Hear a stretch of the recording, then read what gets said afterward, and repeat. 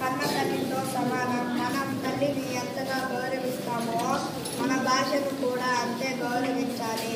తెలుగు అనేది ద్రవిడ భాష కుటుంబానికి చెందిన భాష. తెలుగు భాషను ఎక్కువగా ఆంధ్ర మరియు తెలంగాణలో మాట్లాడుతారు.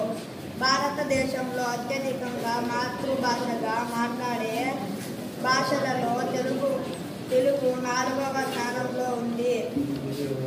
జనాభా లెక్క ప్రకారం భారతదేశంలో 82 మిలియన్ మంది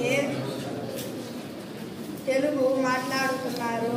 ప్రపంచ వ్యాపంగా మాతృభాషగా మాట్లాడే భాషగా 15వ స్థానంలో ఉంది. శ్రీకృష్ణదేవరాయలు తెలుగు భాషను దేశ భాషలందు తెలుగు లెస్స అని అన్నారు. తెలుగు భాషలో గొప్పవాళ్ళు రాసిన కవులు, రచనలు, పద్యాలు. నమస్కారం, నా పేరు లేఖన. నేను 6వ తరగతి చదువుతున్నాను. తెలుగు భాష దినోత్సవం ప్రతి సంవత్సరం ఆగస్టు 29వ జరుపుకుంటూ ముందుగా అందరికీ తెలుగు భాష దినోత్సవం శుభాకాంక్షలు. గిడుగు వెంకట రామమూర్తి జయంతి సందర్భంగా తెలుగు భాష దినోత్సవం జరుపుకుంటాం. మాతృభాష ఏదైనా అది కన్న తల్లితో సమానం. మనం తల్లిని ఎంత గౌరవిస్తామో మాతృభాషను కూడా అంతే గౌరవించాలి. తెలుగులో గొప్ప వాళ్ళు రాశారు, రచనలు, పద్యాలు, కథలు ఎన్నెన్నో ఉన్నాయి.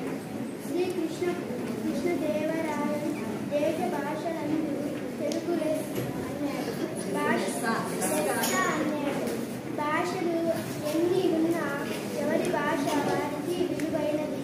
ధన్యవాదాలు.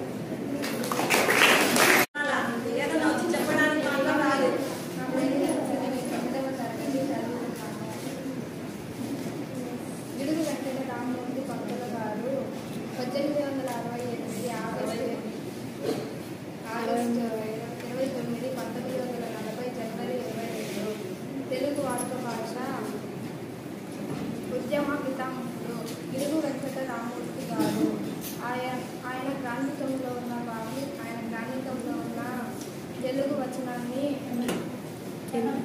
ప్రజల వాడుక భాషలోకి మార్చి నిత్య వ్యవహార